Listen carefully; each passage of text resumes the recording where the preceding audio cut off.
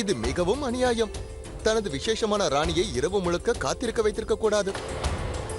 Second Shah கண்டிப்பாக இங்குதான் வந்திருக்க வேண்டும் சாய்பா. எரியும் நெருப்பில் எண்ணெயை ஊற்றுகிறாயா? என்ன தைரியம் உனக்கு? இங்கிருந்து சென்று விடு.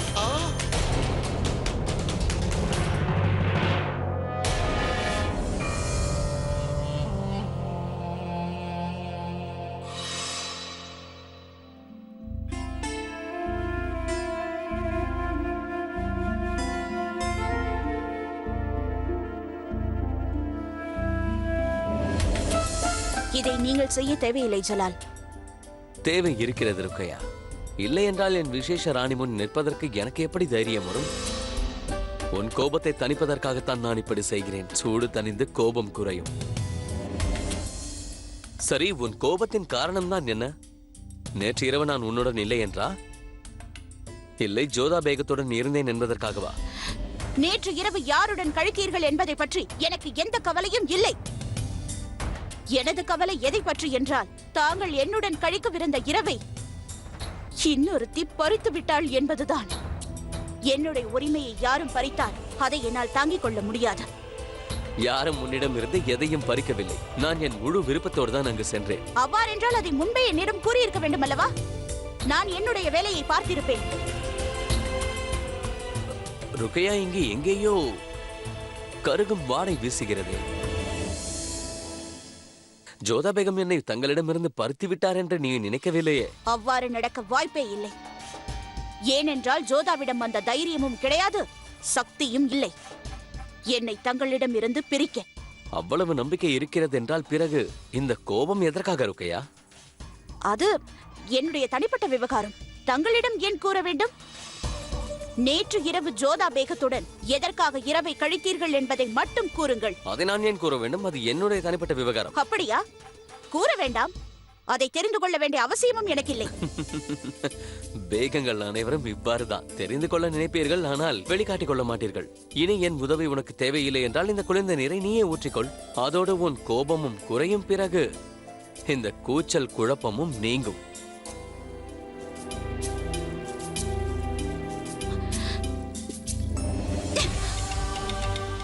ஜலால், நீங்கள் ஜோதா பேகத்துடன் இருங்கள், இல்லாமல் போங்கள், அதை பற்றி கவலை இல்லை. ஆனால் என்னிடமிருந்து எதையாவது மறைத்தால் அதை என்னால் மன்னிக்க முடியாது.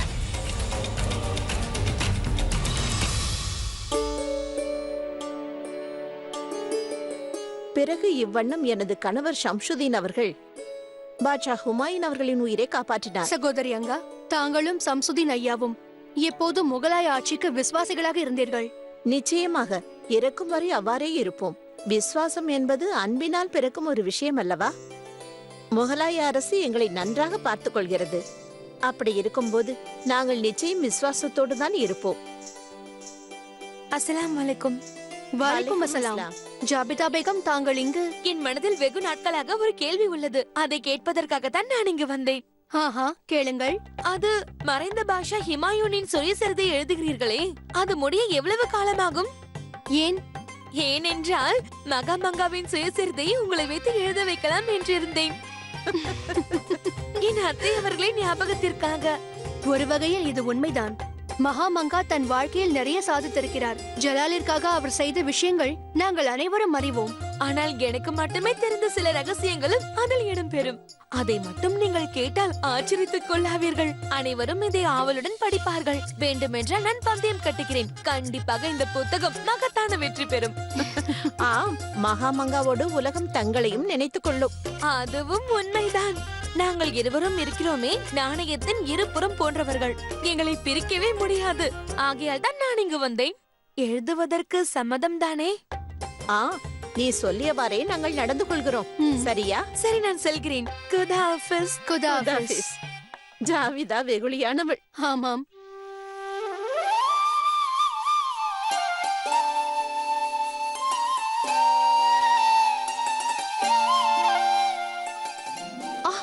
மோத்தி, என்ன செய்கிறாய்?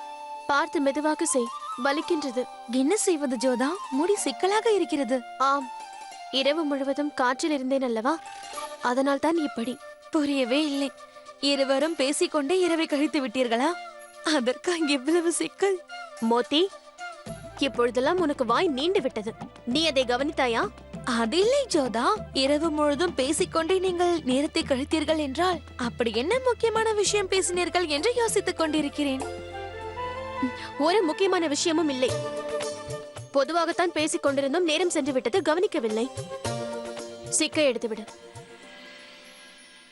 அப்படியா? முக்கியமான விஷயம் இல்லை, இருந்தாலும் இரவு முழுவதும்.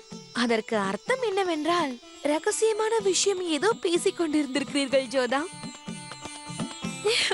என் சிநேகிதிக்கு உரையாடுவது மிகவும் பிடித்து விட்டது போல் தெரிகிறது. அவருக்காக சமைப்பது, சமைத்ததை பரிமாறுவது, அவரிடம் பேசிக் கொண்டிருப்பது. போதும், நிறுத்து. இங்க பார், நீ ஏதேதோ கற்பனை செய்வதற்கு முன்பு நான் உனக்கு ஒரு முக்கியமான விஷயத்தை தெளிவு செய்கின்றேன். என் மனதில் ஷெஹன்ஷா மீதிருந்த கோபம் குறைந்ததற்கு காரணம் நீ நினைத்துக் கொண்டிருப்பதல்ல, அதற்கு வேறு காரணம் உள்ளது. அவருக்கு நான் என் நன்றியை திருப்பி செலுத்திக் கொண்டிருக்கிறேன், அவ்வளவுதான். அவர் சுகன்யாவிற்காக செய்த விஷயங்கள், மதமாற்று பிரச்சனையில் மற்றவர்கள் இவரை எதிர்த்தாலும் அதை பொருட்படுத்தாமல் இவர் என்னை கட்டாயப்படுத்தாமல் இருந்ததாகட்டும், இவை அனைத்தையும் விட முக்கியமானது என்னவென்றால் அவர் தன் வாக்கை நிறைவேற்றினார். அவர் என்னை நெருங்காமல் இருந்தது. ஒருவர் மனதில் நேர்மை இருந்தால்தான் இதெல்லாம் நிச்சயமாக சாத்தியமாகும் மோதி. நம்முடைய கலாச்சாரப்படி நம்மிடம் கண்ணியமாக நடந்து கொள்பவர்களிடம் நாம் இன்னும் கண்ணியமாக நடந்து கொள்ள வேண்டும். அதன்படிதான் நானும் நடந்து கொள்கிறேன். புரிந்ததா? அதனால் உன் கற்பனைகளை மூட்டை கட்டிவிட்டு வா, கீழே சென்று பூக்களை பறிப்போம்.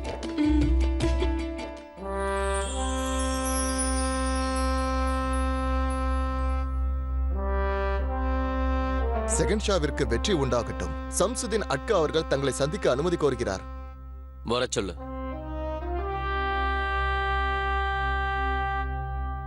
சலாம் ஷாஹின்ஷா, தங்களிடம் ஒரு முக்கியமான விஷயம் பேச வேண்டும். நீ செல். கூறுங்கள் அட்கா அவர்களே. ஹுசூர், சில மௌலிகள் தங்களுக்கு எதிராக நடக்கிறார்கள். அதன் காரணமாக பிரஜைகள் தங்களை தவறாக நினைக்கக்கூடும். யார் அவர்கள் அட்கா அவர்களே? கோயிலுக்கு சென்ற விவகாரத்தில் தங்களை எதிர்த்தார்கள் அல்லவா அவர்களில் சிலர். அவர்கள் மத குருக்கள். ஆகையால் பிரஜைகள் அவர்களது பேச்சை உணர்ச்சி வசப்பட்டு கேட்பார்கள். அது ராஜ்யத்திற்கு நல்லதல்ல. ஒரு வகையில் இதுவும் ஒரு புரட்சிதான். ஆனால் இந்த விஷயம் மதம் சம்பந்தப்பட்டது. ஆகையால் அவர்கள் மீது நடவடிக்கை எடுக்க முடியாது. இனி என்ன செய்ய வேண்டும் என்று தாங்கள்தான் கூற வேண்டும்.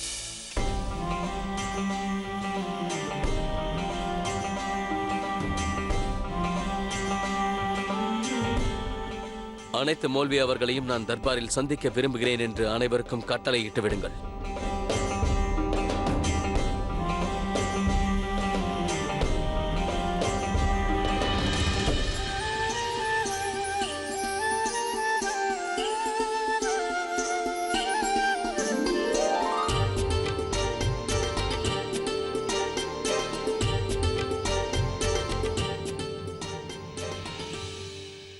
என்ன விஷயம் ரஹீம்?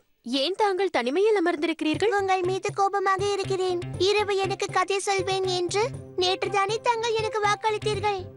நான் தங்கள் மாளிகையில் தேடி பார்த்தேன், ஆனால் தாங்கள் மாளிகையில் இல்லவே இல்லை. ஆம், உண்மைதான். தாங்கள் யார்? ஒரு குட்டி சக்கரவர்த்தி. நானும் ஒரு சின்ன ராணி. எனக்கு வேலைகள் இருக்கும் அல்லவா? சரி, உங்களுக்கு நான் கதை கூறவில்லை அல்லவா? அதற்காக நான் தோப்பு கரணம் போடவா?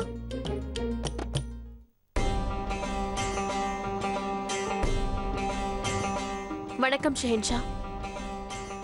சலாம் அலைக்கும் ஷெஹன்ஷா. வலைக்கும் அஸ்ஸலாம். ஆனால் நீங்கள் ஜோதாவை இவ்வாறு மன்னிப்பு கேட்க வைத்திருக்க கூடாது. ஏனென்றால் நேற்று அவர் தங்களை சந்தித்த போது ஷஹனாமா கற்றுக் கொடுத்தீர்கள். அவர்கள் அதை பாடம் படித்துக் கொண்டிருந்தார்கள். அதற்கு போய் யாராவது தண்டனை கொடுப்பார்களா? கூறுங்கள். அட ஆமாம், அதை பற்றி நான் சிந்தித்து பார்க்கவே இல்லையே. இப்பொழுது என்ன செய்வது சின்னம்மா?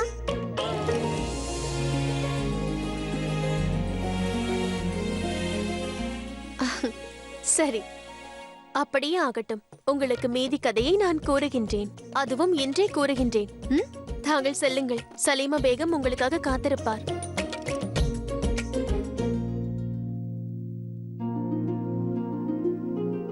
பிறகு நானும் செல்கின்றேன்.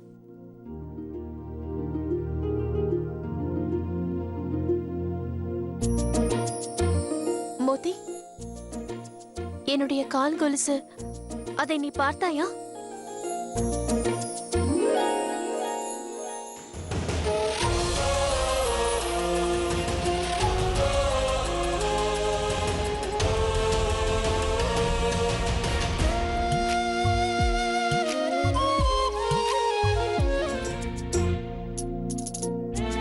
இதை கைகளில் அல்ல, உங்கள் கால்களில் நானே அணிவிக்கிறேன். சரி, தங்கள் கால்களை காட்டுங்கள். பயப்படாதீர்கள், நான் உங்கள் கால்களை பற்றி தள்ளிவிட மாட்டேன். ஆகட்டும்.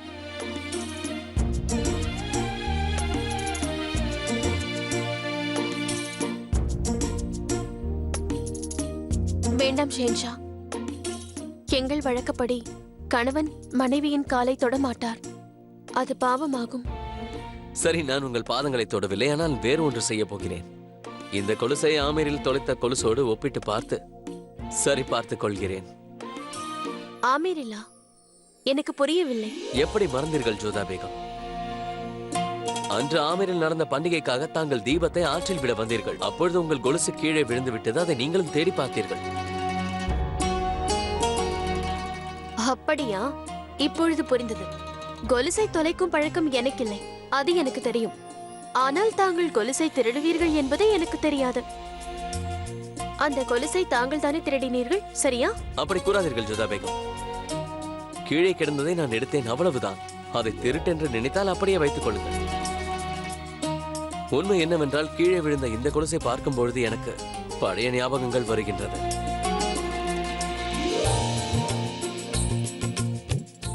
உன்னைத்தான். இதை ஜோதாவிற்கு அணிந்துவிடு. இங்கே பாருங்கள் ஜோதா பேகம், உங்களுக்கு அந்த பழைய கொலுசு வேண்டும் என்றால் உடனே எனக்கு தெரியப்படுத்துங்கள். தங்களுடைய அந்த கொலுசு என்னிடம் பாதுகாப்பாக இருக்கின்றது.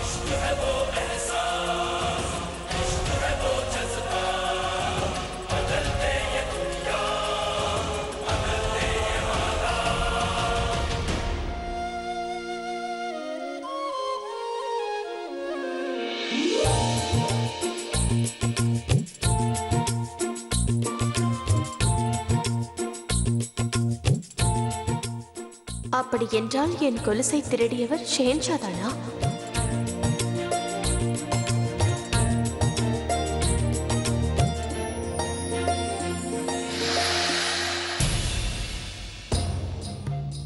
ஆதாப் ஜோதா பேகம். வணக்கம். ஒரு விஷயம் தெரிய வேண்டும். ஷேன்ஷா தங்கள் மீது அதிகமாக நாட்டம் காண்பதற்கான காரணத்தை கூற முடியுமா? அங்கு தங்கள் தங்கை சுகன்யாவிற்கு ரத்தன்பூர் கோட்டையை பரிசாக வழங்கிவிட்டார். இங்கு மதம் மாறும் முடிவை அவர் தங்களிடமே விட்டுவிட்டார். இதற்கு பதில் ஷேன்ஷாவிடம்தான் உள்ளது. அல்லது தங்களுக்கு தான் தெரியும். ஏனென்றால் என்னை விட தங்களுக்கு தான் ஷேன்ஷாவை பற்றி நன்றாக தெரியும். இதுதான் தங்களுடைய வெற்றிக்கு காரணம் ஜோதா பேகம். ஒரே நேரத்தில் தெளிவாகவும் இனிமையாகவும் உரைப்பது. என்ன செய்வது?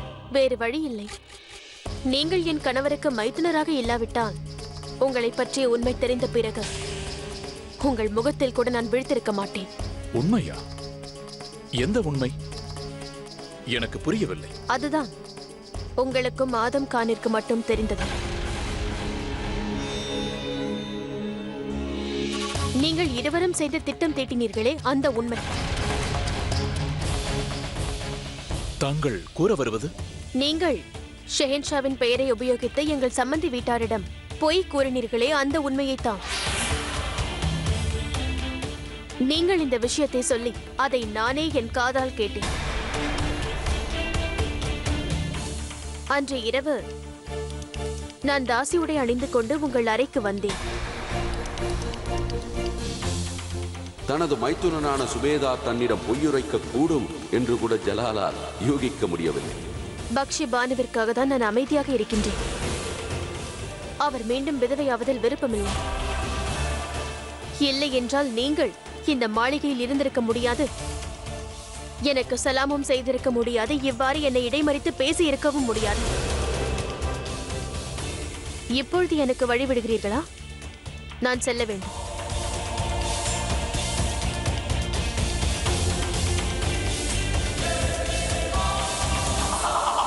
அனைவருடைய கவனத்திற்கும் எச்சரிக்கை. முகலாய பேரரசின் முடிசூடா மன்னன் பாட்ஷா ஜலாலுதீன் முகமது அவர்கள் வந்து கொண்டிருக்கிறார்.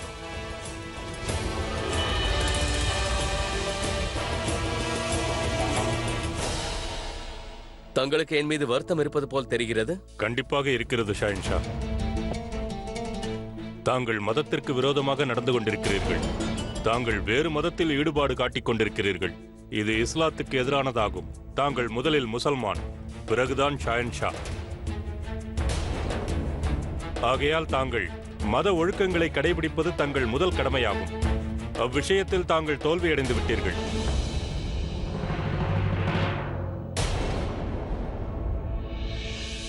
தங்களுடைய புகார்களை ஏற்பதற்கு முன்பு என்னை விட தங்களுக்கே மதத்தை பற்றிய விஷயங்கள் அதிகமாக தெரியும். அதனால் சில விஷயங்களுக்கு உங்களிடமிருந்து எனக்கு விளக்கம் வேண்டும்.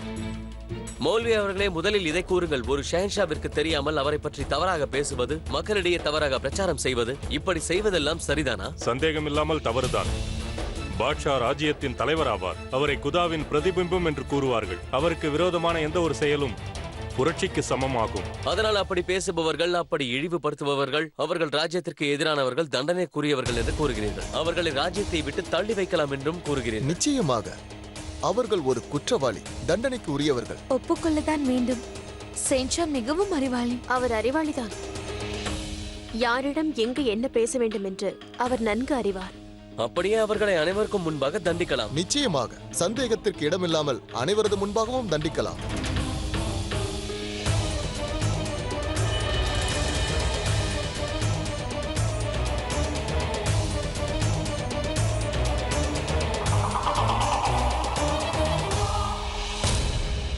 சரி மௌல்வி அவர்களே, தங்களுடைய குற்றத்திற்கு நான் என்ன தண்டனை அளிக்க வேண்டும் என்பதையும் தாங்களே கூறுங்கள். மீண்டும் தவறான தீர்ப்பு அளித்து விட்டேன் என்று பிரச்சாரம் செய்யாதீர்கள். தாங்கள் எங்களிடம் விளையாடுகிறீர்களா? விளையாடிக் கொண்டிருப்பது தாங்கள் தான் மௌல்வி அவர்களே.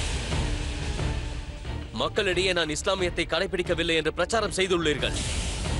நான் உண்மையான முசல்மான் இல்லாததால் அரியணைக்கு தகுதியற்றவன் என்றும் கூறியிருக்கிறீர்கள்.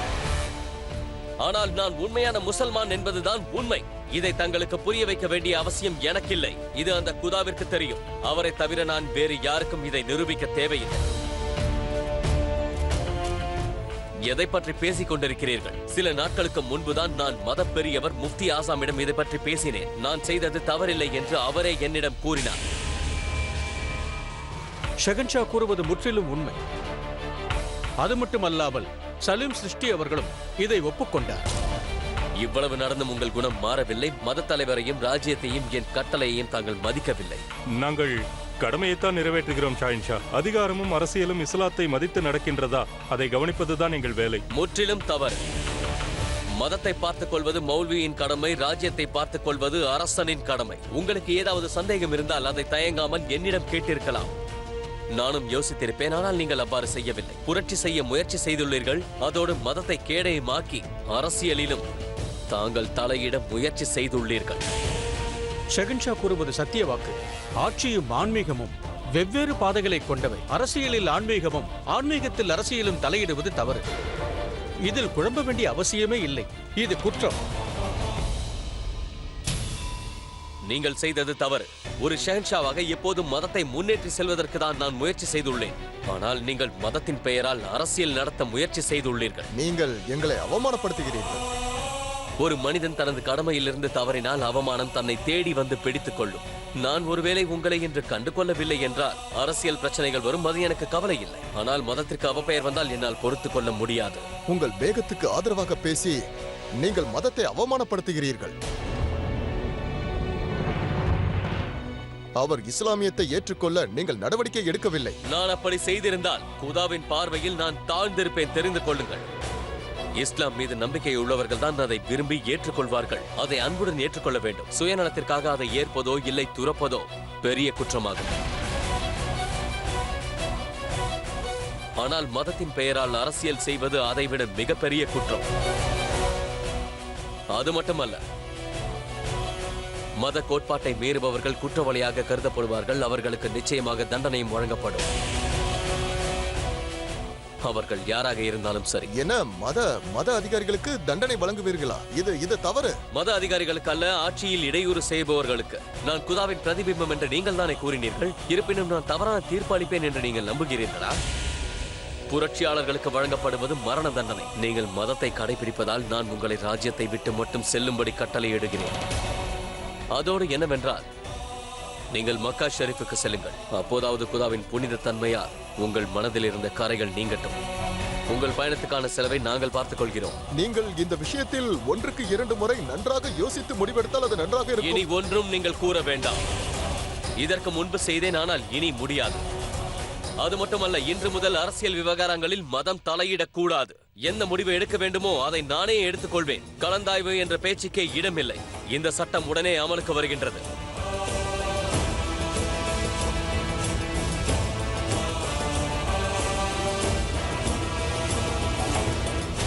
உண்மையில் அறிவில் சிறந்தவர் ஷெஹன்ஷா, ஆனால் சிறிது பிடிவாதக்காரர்.